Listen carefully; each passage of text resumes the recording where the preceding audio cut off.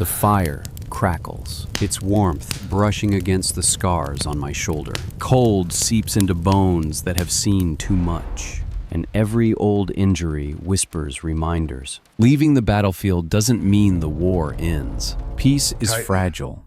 Silence often carries more threat than a storm of gunfire. Even here, in this small apartment with Titan at my side, the darkness still finds a way in. Shadows knock where safety was supposed to be. Brother, if they corner you, if your back hits the wall, what do? Run or hold the line. Last night, 3 trained men came for Harper, moving like ghosts in Portland's tower corridors. Titan, my 5-year-old German Shepherd, intercepted them. Every strike calculated. Every second mattered. Derek Vance, mercenary contractors. The threat was real, and my daughter was at risk. So, sit down, brother. Pour a drink if you need. Listen close. There's a lesson here in survival, vigilance, and what it really means to be a protector. The ghosts of the past never rest, but neither does the man who stands in the breach. Shadows over Portland. Rain streaked down the streets of Portland, turning the night into a blur of reflections and shadows, while the wind carried the scent of wet asphalt and pine from the nearby hills. Ethan Brooks pushed his janitor's cart down the quiet corridor of Century Tower, the fluorescent lights buzzing overhead. His flannel shirt, red and black, hung loosely over a muscular frame, shoulders broad from years of discipline, not gym memberships. His dark brown hair was cut short, military style, and streaks of gray traced the edges of his beard. His left leg bore a slight limp, a souvenir from missions long past, but his movements were deliberate, precise. Beside him walked Titan, his 5-year-old German Shepherd. Black and tan fur gleamed even in the dull lighting, harness emblazoned with "Service Dog, Do Not Pet." The dog's amber eyes scanned every shadow, ears twitching at the faintest sound, every muscle coiled, ready. Ethan felt the steady presence at his side, the silent reassurance that he wasn't alone in the stillness. The tower was empty tonight, most offices dark and locked. Ethan had chosen night shifts so that he could be invisible, so that Harper, his daughter, could grow up in a world free from the shadows of his past. She was only 8, with bright brown hair and blue-gray eyes, full of curiosity and courage. She was asleep at her mother's old piano studio, a safe place Ethan had arranged for her. But even here, he could feel the tension of the city pressing against the walls. As he rounded a corner near the executive suites, Ethan caught movement, a flicker of shadow near the stairwell. He froze. Titan stopped instantly, low growl vibrating through his chest. Ethan's instincts flared. 6 seconds. That's all it would take. 3 men stepped out from the stairwell, tall, athletic, faces unreadable, their movements smooth and coordinated. They weren't employees, not security. These were professionals, the kind of men Ethan had faced in places where mistakes meant death. He scanned them quickly. One carried a small tactical knife at his hip. The other 2 had fists that could break bone. Ethan's heart didn't race. It measured, calculated. Memories of past missions flooded him. Hostage extractions, high-risk retrievals, quiet maneuvers in hostile territory. The training remained, hardwired into muscle memory. Titan's ears twitched, signaling danger. Ethan bent slightly, his hands ready, every fiber of his body alive with anticipation. But this wasn't a battlefield. Not really. This was Portland, and someone's child was in danger. Ethan's thoughts flashed to Harper, to the way her small hands reached for him when she was afraid, the way she trusted him without question. That trust was everything. He could not fail. The first man lunged. Ethan pivoted, elbow striking with precision, hitting a nerve at the throat. The attacker gasped, dropped to the floor. The second man swung, aiming for Ethan's jaw. Ethan slipped, redirected the momentum. His fist landing in the man's solar plexus. The second man crumpled. The third tried to pull a knife. Ethan caught the wrist, twisted until a pop echoed through the corridor, then swept the man's legs from under him. He hit the marble floor with a thud. 6 seconds. 3 men down. Titan stood alert, tail low but tense, eyes scanning for more threats. Ethan exhaled slowly, hands shaking slightly from the adrenaline. This wasn't about glory. It never was. It was about survival, about protecting the innocent, about ensuring that Harper could grow up with her father alive and whole. The corridor was silent again, the fluorescent lights humming softly above. Ethan scanned the stairwell, the elevators, the exits. Nothing moved. The men were unconscious but not dead. He didn't kill unless he had to. He understood the line between necessity and excess. He pushed his cart forward again, Titan at his side, every step careful, deliberate. He imagined Harper waking in the piano studio, the warmth of the lamp lighting her small figure. She was why he chose to leave his old life behind. She was why he became invisible, a janitor in a tower of glass and wealth, silently keeping the world at bay so that she could sleep safely. Ethan paused briefly at the service elevator, Titan shifting beside him. Shadows moved in the reflection of the polished floor. No more threats. But Ethan knew better. Shadows lingered, always. He would remain vigilant for Harper, for Titan, and for himself. Tonight was just the beginning. Echoes of the past. Fog rolled through the streets of Portland at dawn, curling around lampposts and wet pavement, carrying the faint scent of cedar from the nearby hills. Ethan Brooks returned to his small apartment in the outer district. Flannel, red and black shirt, damp from the night's rain, boots heavy from long hours of vigilance. Titan padded silently beside him, nose sniffing the air, ears alert. The events in Century Tower still replayed in Ethan's mind. The trained intruders, the precision strikes, the fleeting adrenaline of instant danger. Yet beneath it all, a familiar weight pressed against his chest, the knowledge that he could never truly leave his past behind. Harper Brooks stirred from the lofted bed, rubbing her eyes with small hands, tousled brown hair falling over her forehead. Ethan crouched to meet her gaze, the limp in his leg subtle but noticeable, and smiled gently. "Morning, sweetheart," he said, voice calm but warm. Harper's eyes sparkled with curiosity and innocence. She climbed down, small feet landing softly on the wooden floor, and ran to Titan, hugging his massive head. "Dad," Harper said softly, "did the bad men go away?" Ethan knelt, placing a steady hand on her shoulder. "They're gone now. Titan and I are always here. You're safe." Her blue-gray eyes searched his face, seeking reassurance, and Ethan felt the familiar ache, a father's desire to shield his child from every shadow, every threat, every memory of a life too dangerous to mention. The apartment smelled faintly of coffee and old books. Ethan glanced at the small stack of Harper's school papers, her drawing of Titan standing guard in the rain catching his attention.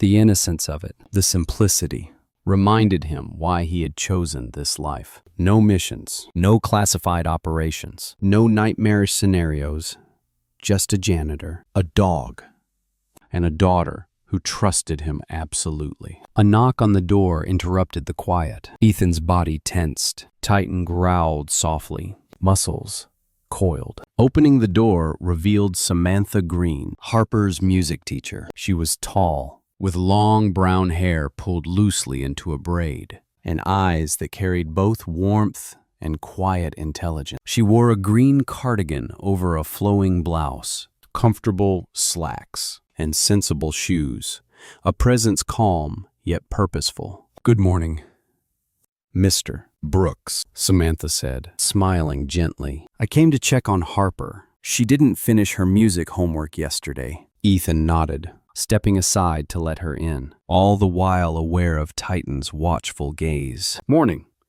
Mrs. Green." "She's awake. You can check her work." Samantha knelt by Harper, reviewing her sheet music. "She's improving," she said softly, reaching out to straighten Harper's posture at the piano. Ethan's eyes wandered to Titan, then back to Harper. The room was small, cluttered, but filled with warmth. And for a brief moment, Ethan allowed himself to relax, to feel a normal morning, the sort of normal he had been denied for years. Yet, beneath the calm, Ethan's mind worked methodically.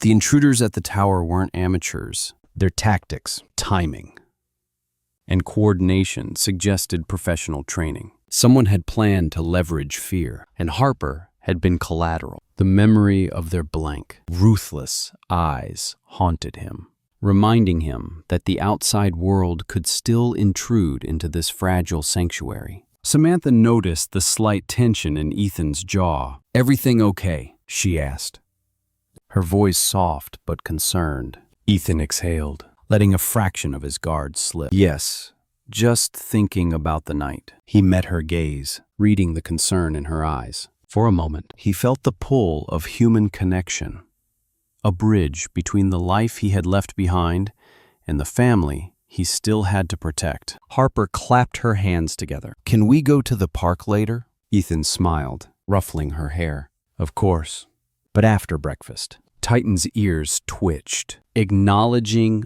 the plan, a silent participant in their small family routine. The day progressed quietly, Ethan moving between making breakfast, helping Harper with homework, and keeping a subtle watch over the building's surroundings. He couldn't afford to let his guard down completely.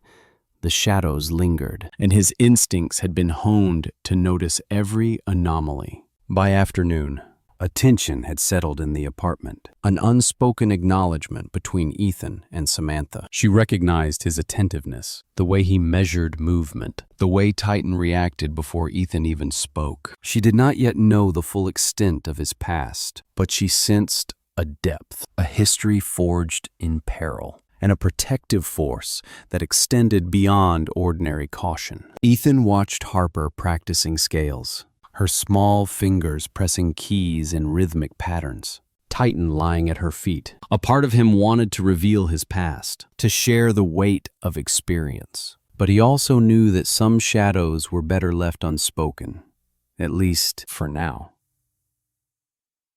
His world was a delicate balance, ordinary routines overlaying extraordinary skills, love tempered by vigilance. As the evening approached, the light dimmed, and Ethan felt the familiar anticipation of nightfall, knowing that danger could return at any moment. But for now, he allowed a moment of peace. Harper's laughter echoed softly against the walls. Samantha's gentle guidance filled the room, and Titan's calm presence reassured him that, despite the shadows, he had built something worth defending. Tonight, the world might intrude again, but Ethan Brooks would be ready.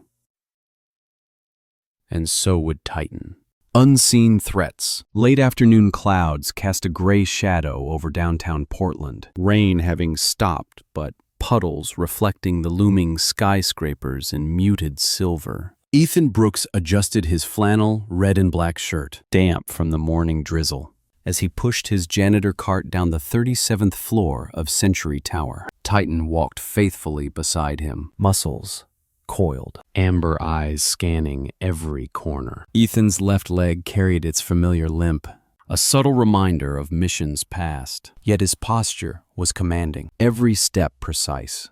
The corridor was empty, but he moved as though he expected intrusion at any moment. Earlier that day, Samantha Green, Harper's music teacher, had visited their apartment to ensure Harper was well and progressing with her lessons. Her soft brown braid swung loosely as she moved, green cardigan draped over a flowing blouse, conveying calm and focus. Her eyes held intelligence and warmth, but also a trace of worry she could not entirely hide. Ethan had watched her carefully, noting how she interacted with Harper. Patient, gentle, yet decisive. a presence that complemented his own vigilance. Now, alone in the building, Ethan's thoughts drifted. The intruders from the night before weren't amateurs.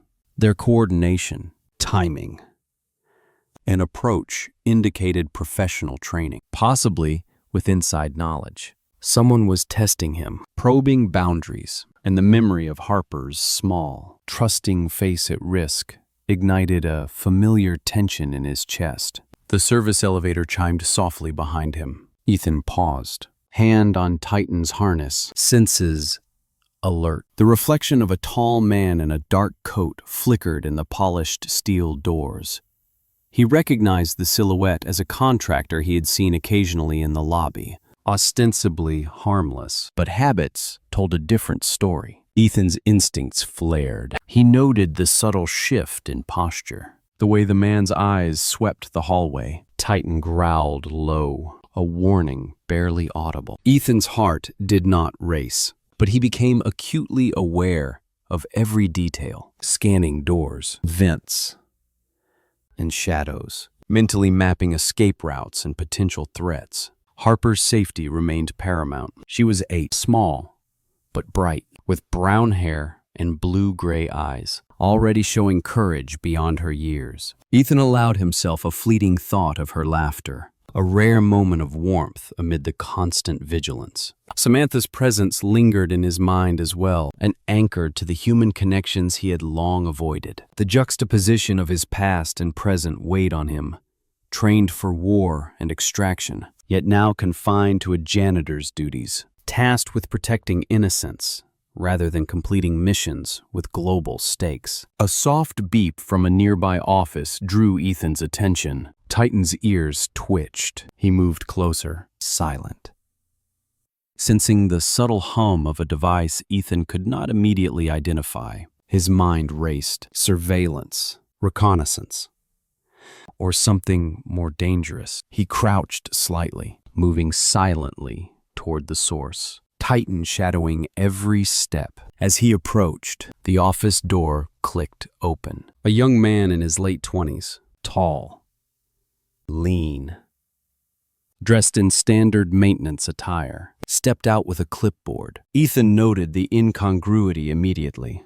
Someone pretending to be part of building operations, but acting with undue confidence. The man's eyes flicked toward Ethan, just for a fraction of a second, calculating. Ethan's muscles tensed. Titan's growl deepened, low and threatening. The man raised his hand slightly, feigning innocence. "Sorry, sir. Didn't mean to startle you." Ethan's gaze remained locked, assessing, cataloging, weighing risk.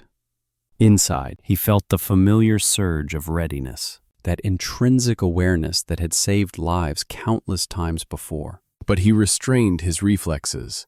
This time, caution overrode action.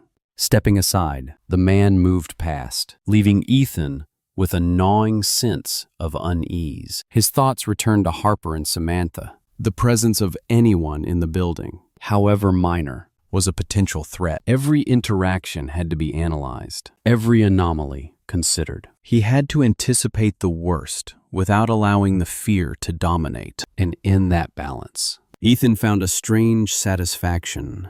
His skills, honed for the battlefield, now applied to domestic guardianship. By evening, the sky darkened further, the city lights shimmering on wet asphalt below. Ethan guided Titan toward the stairwell, mentally reviewing the security systems and blind spots, memorizing patrol schedules and camera locations. Every detail mattered because the night could bring danger again. He paused at the top of the stairs, looking down the hall. Shadows lingered in the corner of his vision, mundane yet unsettling. Titan's eyes locked on a distant door. Muscles coiled. Ethan exhaled, steadying himself. The weight of responsibility pressed down, but he embraced it. Harper's laughter, Samantha's trust, Titan's unwavering presence. They were the reasons he remained vigilant, the anchors tethering him to humanity amidst the ever-present possibility of violence. As he descended to the lobby, Ethan understood a truth he could not ignore. Threats would not vanish. professional intruders, surveillance, or adversaries from a past life. They all moved unseen, but Ethan would remain 2 steps ahead. His mission now was personal, immediate, and profoundly human. Protect Harper, safeguard the innocent, and navigate the delicate balance between vigilance and ordinary life. The corridor was empty, the night still young, but Ethan knew that unseen threats waited. Titan nudged his hand, a silent reminder. He was never truly alone, and the bond they shared could withstand any shadow. Tonight, Ethan Brooks reaffirmed his role, not a soldier, not a weapon, but a father, a protector, and a man capable of facing darkness with skill, heart, and unwavering resolve. Night of reckoning. A cold wind swept through Portland's streets, carrying the faint scent of rain and the distant hum of city traffic, shadows stretching long across dimly lit sidewalks. Ethan Brooks moved silently down the hall of Century Tower, flannel red and black shirt damp from the evening humidity, Titan at his side, muscles taut and eyes alert. The events of the day had left a lingering tension. His senses, honed by years as a Navy SEAL, flickered at every movement, every sound. Tonight, he knew instinctively danger would arrive again. Earlier, while Harper slept in her lofted room, Ethan had reviewed security footage and building schematics. Subtle irregularities stood out: unauthorized access attempts, unusual maintenance check patterns, and the faint presence of surveillance devices. Each detail a breadcrumb pointing toward a coordinated strike. His heart remained calm. It was his mind that ran calculations a second ahead of instinct. From the stairwell, 3 men emerged, tall, athletic, their movements smooth, coordinated, and deadly. Their dark clothing and masks left only eyes visible. Cold, professional, unflinching. Ethan's jaw tightened. He recognized the posture, the anticipation of trained operatives. Years in counterterrorism had trained him for moments like this. Titan stiffened, low growl resonating through the floor. Ethan's thoughts flashed to Harper and the morning's fleeting peace. She trusted him absolutely. He could not fail her now. He positioned himself behind a service cart, weighing angles, mapping out the quickest neutralization strategies. 6 seconds. That's all it would take again. The first attacker reached for the hallway's fire extinguisher. Ethan pivoted, elbow striking the man's shoulder, sending him sprawling. The second swung a punch at head height. Ethan slipped under it, redirecting momentum into the man's torso. Titan lunged at the third man, teeth snapping and jaws clamping on his jacket, forcing him to stumble backward. Within seconds, all 3 were incapacitated, groaning on the polished marble floor. Breathing steadily, Ethan surveyed the hall. He could not afford overconfidence. These men were not random. Someone had orchestrated this. The adrenaline that once defined missions overseas now fueled vigilance at home. Titan remained at his side, alert, tail low, ears pricked. A movement at the far end of the corridor drew Ethan's attention. Derek Vance appeared, mid-40s, broad-shouldered, gray-streaked hair, wearing a fitted black jacket, tactical gloves. His face was hardened, eyes sharp with frustration and fury. Every gesture exuding controlled menace. Derek had once been Ethan's colleague during classified missions. Betrayal and ambition had turned him into a man seeking vengeance. "You never leave the past alone," Derek said, voice cold, deliberate. "Not even here." Ethan tightened his fists, left leg braced. "I protect what matters. You miscalculate if you think it's me you're after. It's the child." Derek's smirk faltered, replaced by anger. A flash of instant regret as the calculated attack he orchestrated unfolded against him. Every strike Ethan made was precise, non-lethal but disabling. Exploiting Derek's overconfidence, Titan intercepted a knife swing, knocking it aside with perfect timing. Derek's men, trying to recover, found themselves one by one subdued, the hallway echoing with muted thuds. Ethan's mind remained clear, compartmentalizing fear and emotion. Yet beneath it surged an unyielding drive. Keep Harper safe, end the threat, and prevent collateral harm. Derek lunged at Ethan with reckless desperation. A brief struggle left Derek disarmed, breathing heavily, his eyes widening as he realized his miscalculation. Instant regret etched across his features, the vengeance he had plotted so meticulously crumbling in seconds. Ethan pressed forward, voice calm but firm. It ends here. No one else gets hurt. Titan stood guard, growling low, marking the end of the confrontation. Derek slumped, defeated, understanding that his actions had failed utterly. Ethan's chest rose and fell steadily.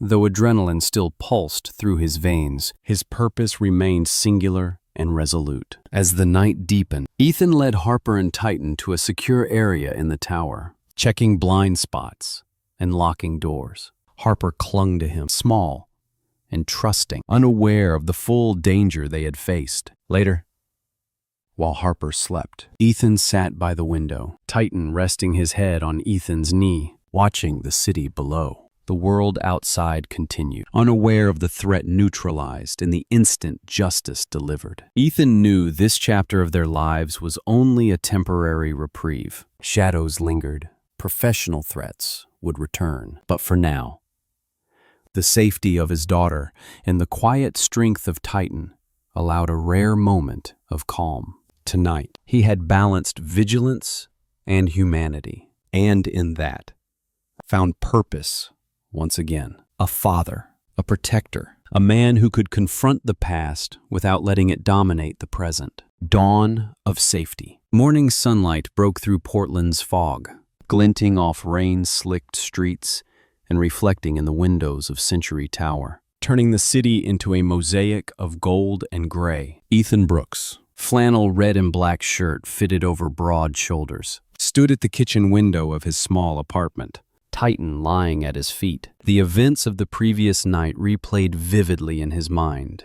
The precise strikes, the incapacitated intruders, Derek Vance's shocked expression. Adrenaline had faded, leaving a quiet, steady vigilance. Ethan's left leg ached slightly from the night's movements, a subtle reminder of both injury and endurance. Harper, brushing her brown hair into a loose braid, emerged from her lofted bedroom, eyes bright and curious. "Morning, Dad," she said softly. Ethan smiled, crouched to her level. "Morning, sweetie. Sleep well." Her small nod brought a pang of relief and love to Ethan's heart. Titan nudged Harper gently, tail wagging slightly, as if affirming the safety they all now shared. The apartment smelled faintly of toast and brewed coffee, comfort in a world that had been anything but gentle. Later that morning, Samantha Green arrived at the apartment. She was dressed in casual jeans and a light sweater, hair pulled back in a loose ponytail. Her presence radiated warmth and attentiveness, but her eyes betrayed concern for both Ethan and Harper. "I wanted to check on Harper," she said, kneeling to hand the girl a small music book. She seemed nervous after yesterday. Ethan's gaze lingered on her for a brief moment, acknowledging the unspoken connection that had been forming between them. He felt gratitude, respect, and a hint of something deeper, feelings he had long kept buried under duty and vigilance.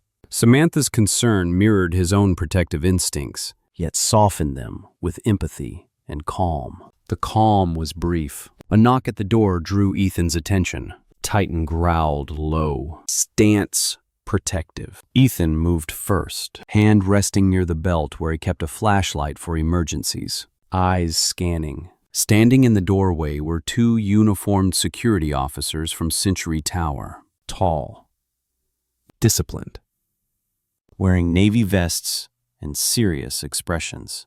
"Mr. Brooks," one began, voice steady. "We need to ensure no further breaches occurred. Our surveillance confirmed Derek Vance and his team were apprehended." Ethan exhaled, relief washing over him. Yet the vigilance remained. Protecting Harper was an endless task, a mantle he bore without complaint. The past missions, the intrusions, the constant threat, they had prepared him for moments like this. But this was personal. Every action, every decision directly affected his daughter. By late morning, Ethan decided to take Harper to the nearby park, a small green oasis amid the urban landscape. Titan trotted beside them, alert, but relaxed enough to enjoy the occasional sniff of fresh grass. Harper laughed, her innocence shining through, climbing the small play structures with a confidence that mirrored the bravery she inherited from her father. Samantha joined them, carrying a thermos of hot chocolate and a stack of picture books. Her smile was warm, unguarded, a stark contrast to the tension of recent nights. "I thought you might like a quiet morning," she said, kneeling beside Harper. Ethan's chest warmed at the sight. The ordinary life he had fought to protect, the calm after the storm. As Harper chattered about school and stories, Ethan glanced at Samantha. He realized that protection was no longer just physical. It was the emotional, human connection that gave them all resilience. He had spent years fighting shadows, but now he understood that strength could also be found in trust, in companionship, and in love. The afternoon sun glinted off the city streets as Ethan, Harper, Samantha, and Titan walked back toward the apartment. Harper carried a small ice cream cone, laughing as Titan padded beside her, occasionally sniffing for crumbs. The warmth, laughter, and calm reaffirmed Ethan's choice to leave the old life behind. He was a father first, a protector second, and no mission, no threat could overshadow that. Back at the apartment, Ethan watched Harper settle into her books, Titan curling up nearby. Samantha stayed for a moment, glancing around the modest living space, noting the simplicity and care in every corner. "You've done well," she said softly, eyes meeting Ethan's, "for her and for yourself." Ethan nodded, heart steady, shoulders relaxed. The storm had passed. For now, Derek Vance was contained, threats neutralized, and Harper was safe. The future remained uncertain, but for the first time in years, Ethan allowed himself to envision a life beyond survival, days filled with laughter, quiet routines, and the tentative beginnings of love rekindled. Titan lifted his head, eyes alert, yet calm, as if acknowledging that, together, they had weathered the darkness. Ethan Brooks closed his eyes for a brief moment, letting the sun warm his face. The city hummed outside, alive and indifferent. But within this small apartment, life was bright, safe, and full of hope. Tonight, tomorrow, and the days after, he would remain vigilant. But now, he also allowed himself something he had long denied: the possibility of living, loving, and building a future worth defending. In life, miracles often come in quiet ways. Protection, courage, and love may not always announce themselves with thunder, but they are real, and they are guided by faith. Ethan's story reminds us that even in the darkest moments, God's hand can guide our steps, protect our loved ones, and show us paths we cannot yet see. Every day, we have small opportunities to be a source of safety and kindness for those around us. Help a neighbor, speak a word of encouragement, care for a child, or simply be present for someone who needs you. These are the real, living miracles of life, reflecting God's love in simple, meaningful ways. If this story inspired you, please share it. Leave a comment, and subscribe to support more tales of courage, faith, and hope. May God bless you and your family, keeping you safe, strong, and full of love.